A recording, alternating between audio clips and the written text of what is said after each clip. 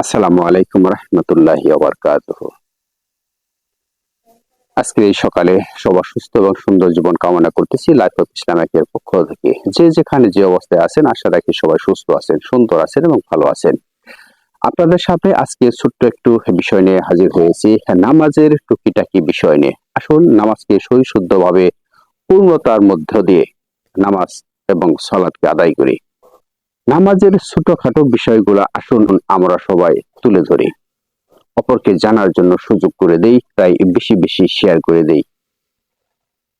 প্রিয় মহাতারাম হাজিরিন, আমরা নামাজে যখন একাকী নামাজ পড়ি, ধরুন আপনি 4 রাকাত নামাজ পড়বেন।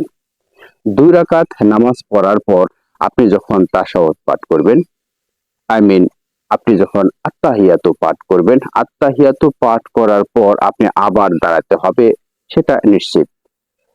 কিন্তু আপনি তা না করে আপনি তাশাহুদ পড়ার পরও আপনি দুরূদ শরীফ অর্ধেকের বেশি পড়ে ফেলেছেন, সেক্ষেত্রে আপনার করণীয় কি? তাহলে আপনার অবশ্যই সুহু সিজদা দিয়ে আপনার নামাজকে পরিপূর্ণ করতে হবে। যদি আপনি অর্ধেকের কম পড়ে থাকেন তাহলে সেক্ষেত্রে আপনার সুহু সিজদা করা লাগবে না, সেক্ষেত্রে আপনার সুহু সিজদার কোনো প্রয়োজন নেই। যদি আপনি তাশাহুদ পড়ার পর ভুলবশত যদি আপনি দুরূদ শরীফের অর্ধেকের বেশি অংশ পড়ে ফেলেন, তাহলে অবশ্যই আপনাকে নামাজের মধ্যে সুহু সিজদা দিয়ে সেটা পরিপূর্ণ করতে হবে।